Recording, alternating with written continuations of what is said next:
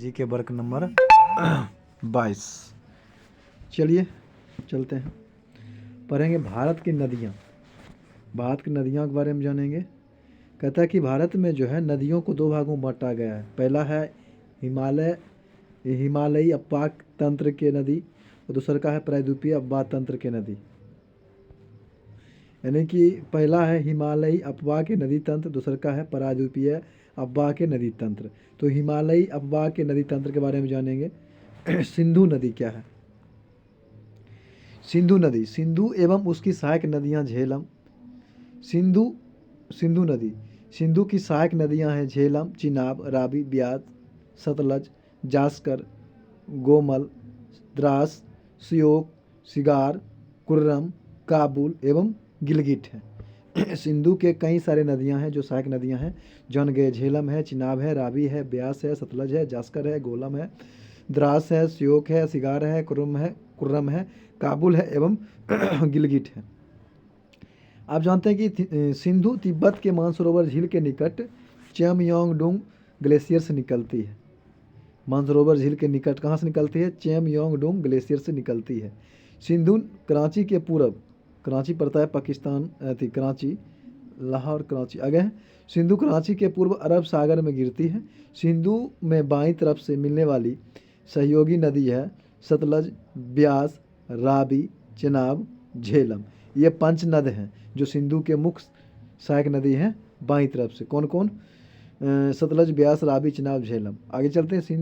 सिंधु में दाएं तरफ से मिलने वाली सहयोगी नदी हैं। ये सब बायां था, अब दायां वाला है आपका श्योक, काबुल, कुर्रम, गोमल और यही है सियोल, काबुल, कुर्रम, गोमल है। झेलम यह पीर पंजाल पर्वत में स्थित शेषनाग झील से निकल करके बुलर झील में मिलती है, जम्मू कश्मीर में मिलती है ना बुलर झील। आगे चलते हैं। झेलम तथा रावी पाकिस्तान के चिनाब नदी में मिल जाती है। चिनाब नदी क्या है? यह सिंधु की सहायक नदी है जो हिमाचल प्रदेश में चंद्रभागा कहलाती है। कहाँ?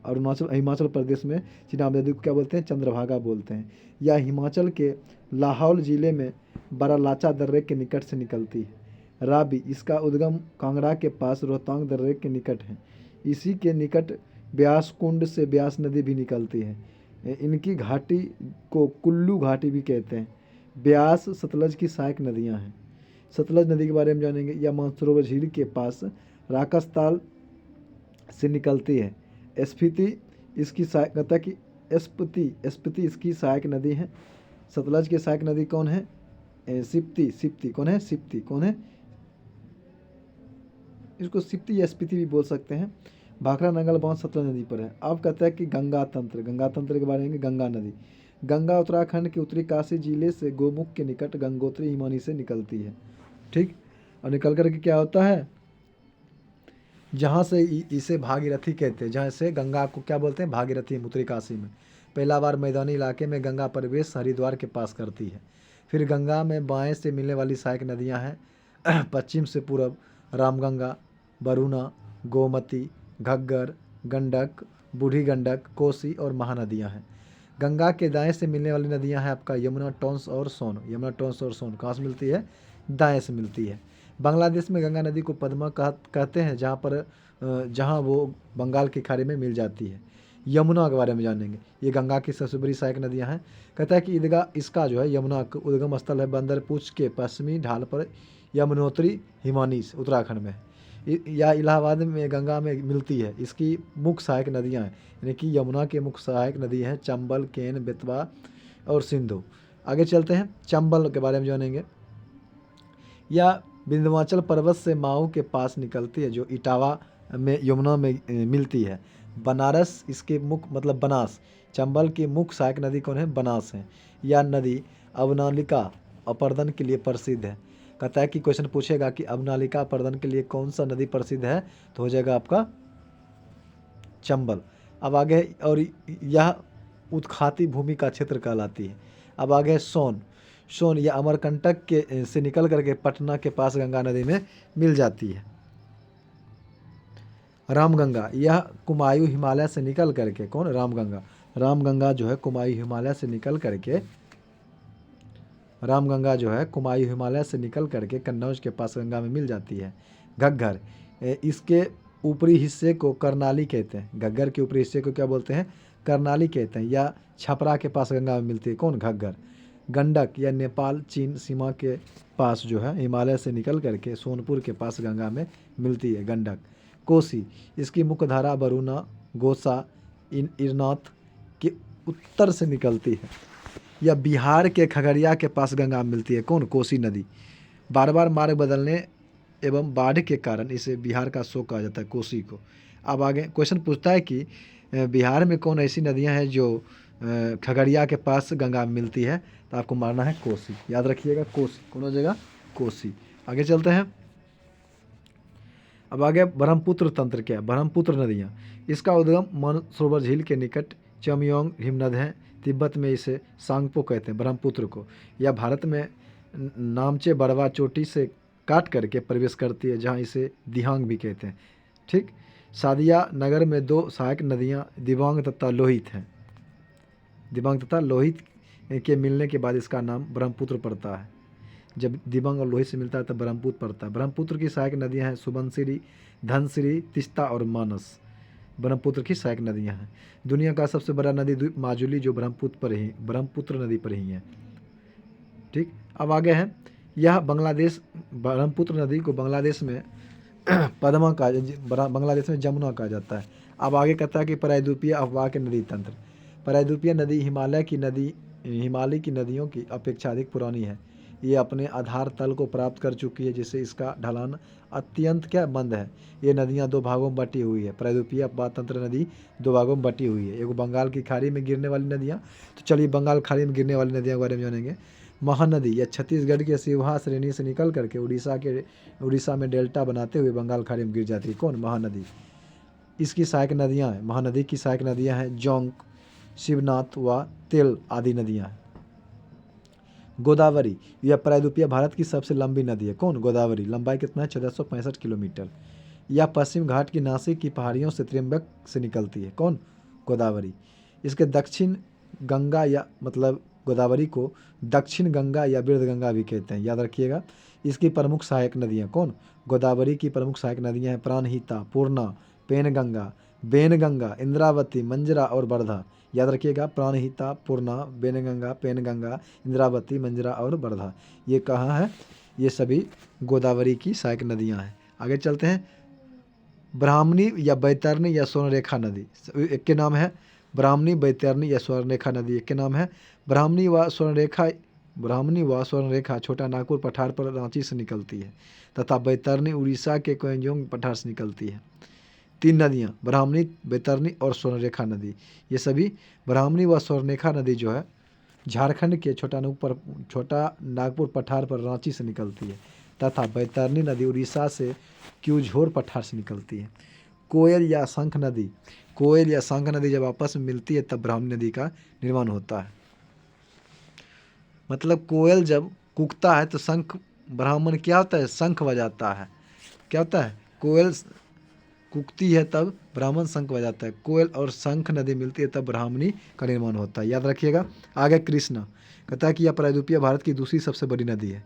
पहला कौन था? गोदावरी, दूसरा का कृष्णा है, जो महाबलेश्वर के निकट निकलती है। इसकी प्रमुख सहायक नदियाँ हैं किसके? कृष्णा का कोयना, एरला, वरना, पेंचगंगा, दूधगंगा, घाटपरवा, मालपरवा, तुंगभद्रा और भीमा। तुंगभद्रा की सहायक नदियाँ हगरी है।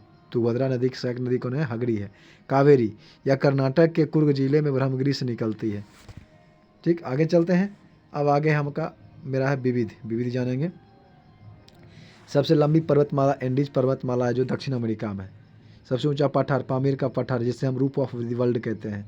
सबसे निचली पहाड़ी है वुकिट टॉम्सन है, ब्रुनोई में। सर्वाधिक ऊंचा ज्वालामुखी है माउंट कोटोपेक्स, इक्वाडोर में। सबसे विशाल ज्वालामुखी मोना लोआ, हवाई द्वीप पर। सबसे ऊंचा बांध कहते हैं न्यूरेक बांध है। कहाँ है? न्यूरेक बांध है, जो कहाँ पड़ता है? तजाकिस्तान में। सबसे बड़ा बांध जो है ग्राउंड कुली बांध है आपका कोलंबिया में पड़ता है, अमेरिका में। सबसे लंबी रेलवे प्लेटफॉर्म गोरखपुर, उत्तर प्रदेश में। अब ये हट गया, अब आ गया है कौन हो जाएगा?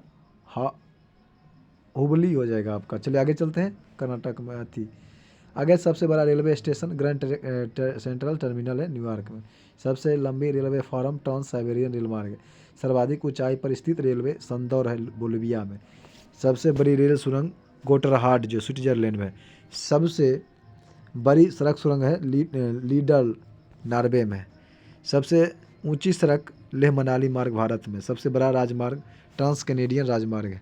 सबसे ऊंचा नगर बेंचुआन तिब्बत में। सबसे ऊंची राजधानी लापाज बोलिविया में। सबसे विशाल दलदल प्रीपेड दलदल साइबेरिया में। सबसे बड़ा रेगिस्तान सहारा अफ्रीका में। एशिया का सबसे बड़ा रेगिस्तान गोबी है मंगोलिया में।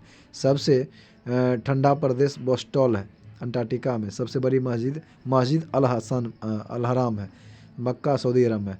सबसे ऊंची मस्जिद सुल्तान हसन मस्जिद है काहिरा मिस्र में। सबसे ऊंचा मीनार कुतुब मीनार भारत में। सबसे बड़ा गिरजाघर basilica of Saint Peter's Vatican है। सबसे बड़ा जो है आपका सबसे बड़ा महल वेटिकन सिटी पैलेस इटली में। सबसे ऊंचा बिल्डिंग बुर्ज खलीफा है जो 829 जो है 84 मीटर है। सबसे लंबी दीवार चीन की दीवार है। सबसे बड़ा स्टेडियम स्टॉकहॉर्न स्टेडियम प्राग चेक में। आगे सबसे बड़ा इंडोर स्टेडियम सुपर डोम ल्यूसियाना में। सर्वाधिक वर्षा का स्थान मानसीराम मेघालय में। सबसे बड़ा घंटाघर the great bell of Moscow रूस में। सबसे बड़ा बंदरगाह न्यूयॉर्क में अमेरिका में। सबसे बड़ा हवाई अड्डा खालिद अंतर्राष्ट्रीय हवाई अड्डा है रियाद में। सर्वाधिक बुद्धिमान पशु चिंपैंजी है। ठीक, आगे आपका सबसे विशाल मंदिर अंकोर वाट मंदिर कम्बोडिया में। सबसे बड़ी मूर्ति स्टैच्यू ऑफ यूनिटी भारत में। सबसे बड़ा संग्रहालय ब्रिटिश संग्रहालय लंदन में। सबसे बड़ा पुस्तकालय कांग्रेस पुस्तकालय है वाशिंगटन डीसी में। स्थापना 1880 में हुआ था। सबसे बड़ा चिड़ियाघर क्रूजर नेशनल पार्क कहाँ दक्षिण अफ्रीका में। सबसे बड़ा महाकाव्य महाभारत। सबसे बड़ा park would buffalo national park Canada में। सबसे बड़ा प्लेनेटोरियम मियाजाकी जापान में। सबसे बड़ा राजप्रसाद इंपीरियल पैलेस टोक्यो में। सबसे बड़ी कार्यालय इमारत पेंटागन संयुक्त राज्य अमेरिका में। सबसे लंबा वृक्ष सिकोया वृक्ष या कैलिफोर्निया में। सबसे ऊंचा पशु जिराफ है। सबसे विशालकाय पशु ब्लू व्हेल है।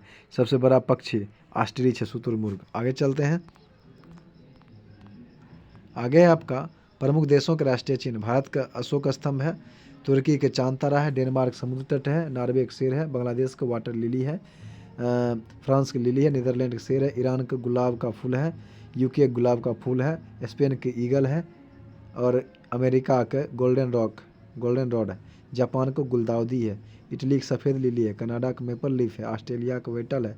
रूस का डबल हेडेड ईगल है। न्यूजीलैंड के कीवी सदर्न क्रॉस फर्न है। आगे चलते हैं। भारत ने अशोक के स्तंभ के शीर्ष भाग को राष्ट्रीय प्रतीक के रूप में अपनाया है। अब आगे अंतर्राष्ट्रीय सीमाएं जान लेते हैं। मैकमोहन रेखा भारत चीन के बीच है। Red Cliff Bharat Pakistan Hindenburg की रेखा जर्मनी पोलैंड। 38वीं समांतर रेखा उत्तरी कोरिया दक्षिण कोरिया। मैगिनॉट रेखा जर्मनी फ्रांस। 49वीं समांतर रेखा अमेरिका कनाडा। मैननहीन रेखा जर्मनी पोलैंड मतलब मैननहीन रेखा रूस फिनलैंड। ड्रोन रेखा पाकिस्तान अफगानिस्तान। अब आगे प्रमुख देशों के राष्ट्रीय स्मारक। झुकी हुई मीनार पीसा इटली। क्रेमलिन मॉस्को रूस। प्रार्थना एथेंस यूनान। Imperial palace Tokyo Japan. Great wall उत्तर चीन। Opera house Sydney Australia. Pyramid Giza मिस्र। Eiffel tower Paris France. पवन चक्की किंगडम डिस्क Denmark. Statue of liberty New York America. Taj Mahal Agra Bharat. अब आगे मानचित्र की रेखाएं। समलवन रेखा समान लवणता वाली रेखा पाया जाता है। समदाब रेखा समान वायुदाब। समोच्च रेखा समगरीय रेखा समान गहराई। ठीक, समोच्च रेखा समान समोच्च रेखाएं। आगे है समवर्षा रेखा समान वर्षा वाले स्थान को बुलाने वाली रेखा। समान रेखा मतलब तत्वों का समान बराबर। समधूप रेखा जहाँ पर धूप समान हो। अब कहता है कि समलवन रेखा को इंग्लिश में बोलते हैं आइसोहेलाइन।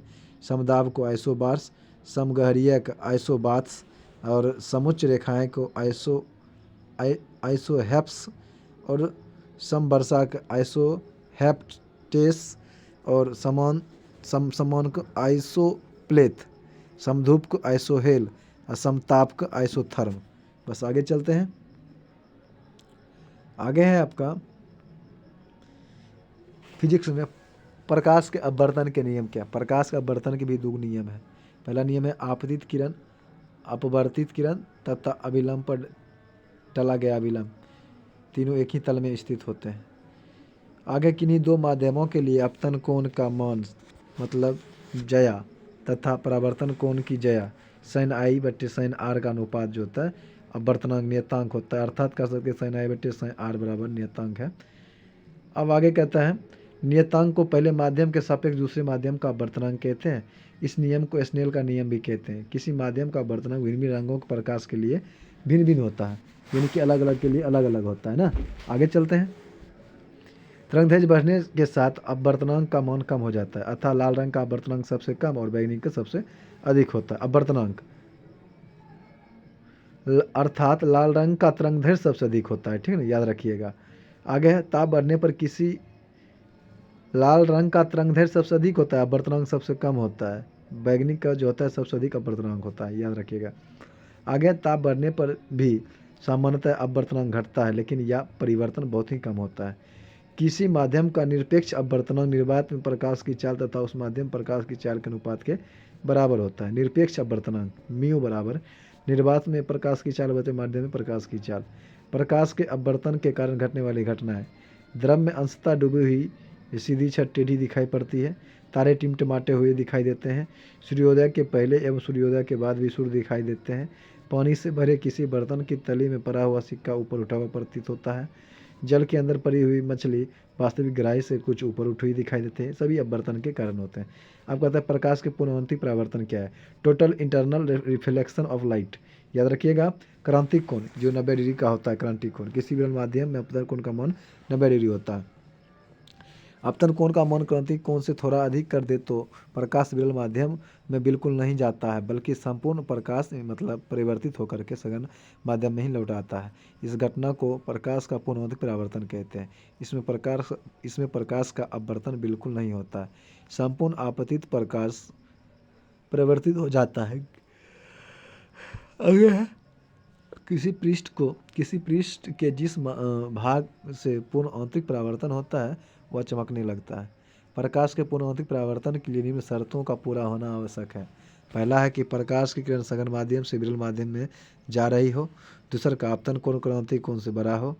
आगे पूर्ण आंतरिक परावर्तन के उदाहरण कहते हैं हीरा चमकता है पूर्वांतरिक परावर्तन के कारण, रेगिस्तान में मीर मार्जिका का बनता है, जल में पड़ी हुई परखनली चमकता है, कांच में आई दरार चमकता है, सभी पूर्णांतरिक परावर्तन के कारण। आगे याद रखिएगा प्रकाश तंतु, प्रकाश सरल रेखा में गमन करता है, लेकिन पूर्णांतरिक परावर्तन का उपयोग करके प्रकाश को एक वक्रीय माध्यम में चलाया जा सकता है। प्रकाश तंतु पूर्णांतरिक परावर्तन के सिद्धांत पर आधारित एक ऐसी युक्ति है जिसके द्वारा प्रकाश सिग्नल को इसकी तीव्रता में बिना क्षय एक स्थान से दूसरे स्थान तक स्थानांतरित किया जा सकता है, चाहे हमारे कितनी भी टेढ़ी मेढ़ी क्यों ना हो। आगे चलते हैं। अब आगे प्रकाशिक तंतु का उपयोग कहाँ किया जाता है? प्रकाश सिग्नल को दूर करने में, विद्युत सिग्नल को प्रकाश सिग्नल में बदलकर प्रेरित करने में तथा अभिग्रहण करने में, मनुष्य के शरीर के आंतरिक भागों का परिक्षेपण करने में, शरीर के अंदर लेसर किरणों को भेजने में। अब आगे है लेंस द्वारा प्रकाश का बर्तन, मतलब reflection of light through lens.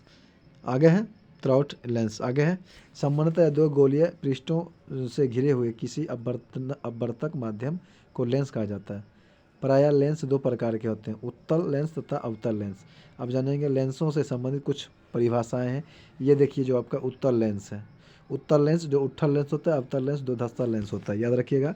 अब कहते हैं कि उत्तल लेंस में वक्रता केंद्र O है, लेंस का मुख्य फोकस मतलब मुख्य अक्ष है दूगो C1 तथा C2, और प्रथम फोकस अवतल लेंस प्रथम फोकस हो जाएगा आपका F1 प्रथम फोकस है, ठीक, और F2 द्वितीय फोकस है उत्तल लेंस। आप कहते हैं उत्तल लेंस द्वारा वस्तु की विभिन्न स्थितियां के लिए बने प्रतिबिंब, जैसे कि आप उत्तल लेंस में वस्तु को अनंत पर रखिएगा, प्रतिबिंब F2 पर बनेगा, यानी कि मुख्य फोकस पर द्वितीय फोकस पर बनेगा, ठीक। और कैसा बनेगा? वास्तविक बहुत छोटा एवं उल्टा। जब आप वक्रता केंद्र पर परे रखिएगा तो प्रतिबिंब जो है F2 एवं C2 के बीच बनेगा। जब आप वक्रता केंद्र मतलब वक्रता केंद्र 1 पर रखिएगा C1 पर, तो प्रतिबिंब C2 पर बनेगा। और कैसा बनेगा? वास्तविक, उल्टा और बराबर। जब C1 और F1 के बीच रखिएगा तो प्रतिबिंब C2 के पहले बनेंगे और वास्तविक उल्टा और बड़ा बनेगा। जब आप फोकस पर रखिएगा, पहला फोकस पर रखिएगा तो प्रतिबिंब अनंत पर बनेगा। वास्तविक बहुत उल्टा एवं वास्तविक बहुत बड़ा एवं उल्टा बनेगा। कहते हैं कि O एवं F के बीच लेंस की उसी ओर आभासी, सीधा एवं आवर्धित जिस ओर वस्तु है ऐसा बनेगा।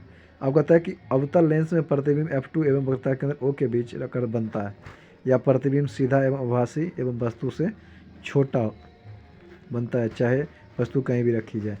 आगे है आपका लेंस की क्षमता क्या है, यानी कि dioptre, power of lens. Lens की फोकस दूरी के व्युत्क्रम को ही लेंस की क्षमता कहते हैं। यदि किसी लेंस की फोकस दूरी f मीटर में हो तो उसकी क्षमता P बराबर 1/f डायप्टर होती है। डायप्टर का SI मात्रक है जिसे D द्वारा सूचित किया जाता है। उत्तल लेंस की क्षमता धनात्मक एवं अवतल लेंस की क्षमता ऋणात्मक होती है। यदि दो लेंस को परस्पर सटाकर रख दें तो उसकी क्षमताएं जुड़ जाती है तथा संयुक्त लेंस की क्षमता दोनों लेंस की क्षमताओं के योग के बराबर होता है। अब आगे आपका लेंस की क्षमता में परिवर्तन। लेंस को किसी द्रव में डुबाने पर उसकी फोकस दूरी व क्षमता दोनों बदल जाती है। यह लेंस द्रव के अपवर्तनांक पर निर्भर करता है।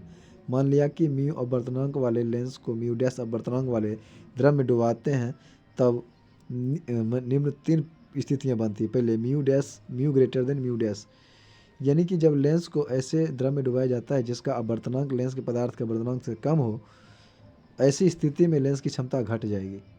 जब mu greater than mu dash होगा तो लेंस की क्षमता घट जाएगी, अर्थात फोकस दूरी भी बढ़ जाएगा।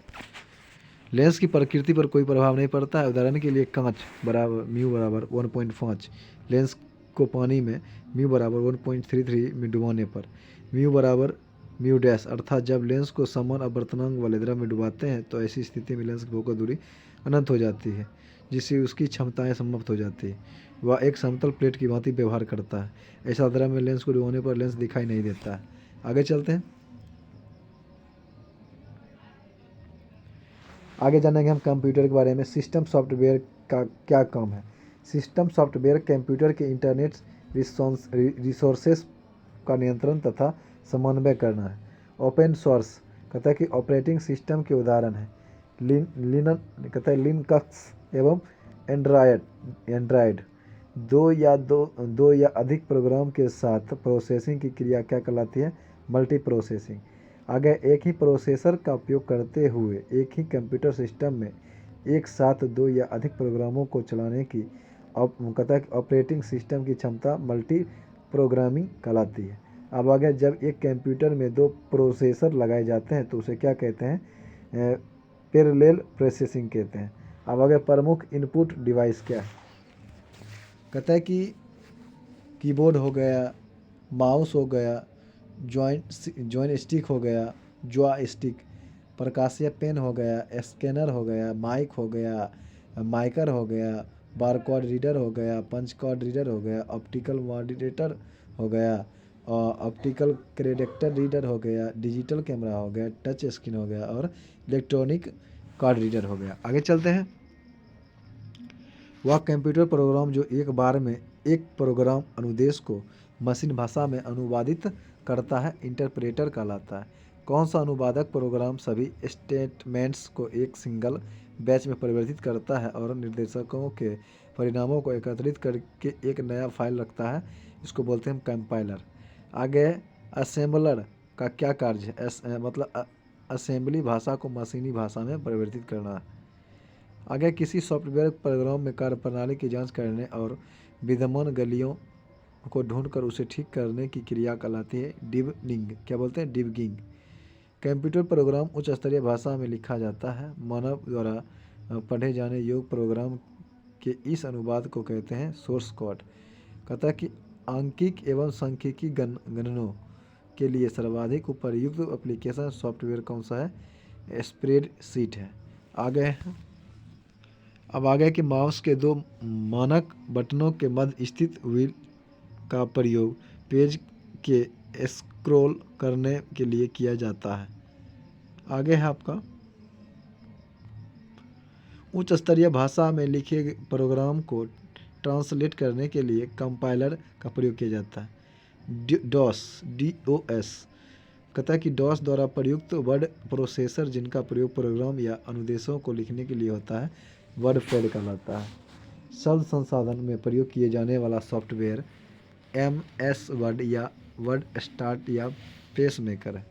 अब आगे है एप्लीकेशन प्रोग्राम की फाइलों में प्रयोग होने वाला एक्सटेंशन नेम क्या है? EXE है। आगे चलते हैं MS वर्ड 2007 में अधिकतम किस आकार की फाइलें हो सकती है?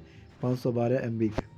आगे है कंप्यूटर प्रोग्राम की गलतियों को बग कहते हैं, बग्स। आगे है कहता है कि MS वर्ड 2010 में कितने रिबन टैब है? 7। किस प्रकार का सॉफ्टवेयर मुक्त विपरीत होता है लेकिन कुछ समय बाद प्रयोग जारी रखने के लिए प्रयोक्ता को कुछ शुल्क चुननी पड़ती है? शेयरवेयर। कंप्यूटर को स्टार्ट एवं रीस्टार्ट करने पर कौन सी प्रक्रिया होती है? बूटिंग। आगे मेमोरी की महत्वपूर्ण इकाई क्या है?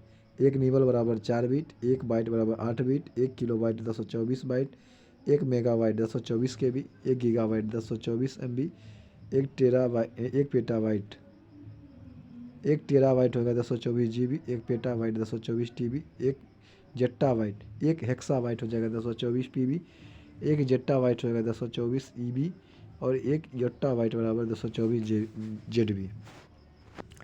द्विआधारी संख्याएं कौन सी है? 0 और 1। 1 बाइट कितने अंकों का बना होता है? 8 द्विआधारी अंकों का। सॉफ्टवेयर और हार्डवेयर का एक मिश्रण है फर्मवेयर। आगे चलते हैं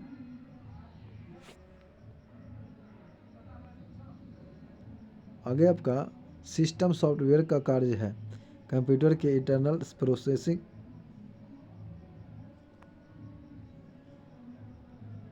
हो गया।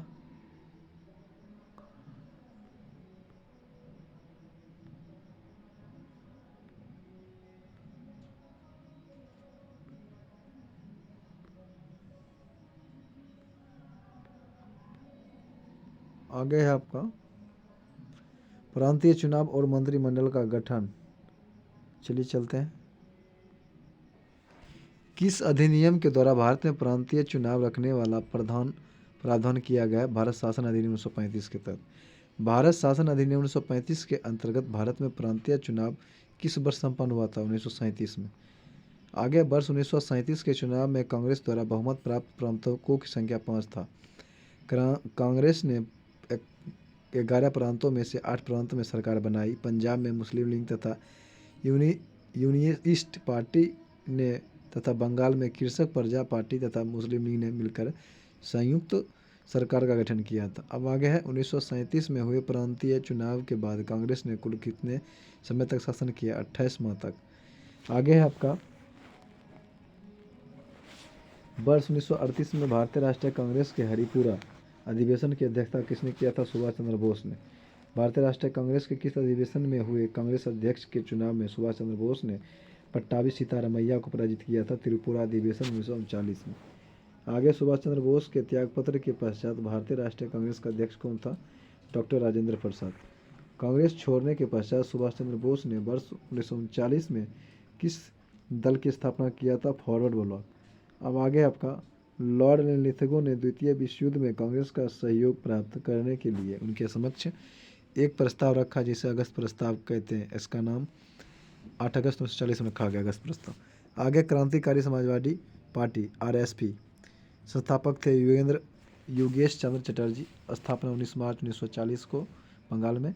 उद्देश्य था अंग्रेजों को शक्ति द्वारा भारत से बाहर निकाल करके देश में समाजवाद की स्थापना करना। और इस पार्टी ने त्रिपुरी कांग्रेस अधिवेशन में सुभाष चंद्र बोस का समर्थन किया तथा भारत छोड़ो आंदोलन का स्वागत किया। अब आगे आपका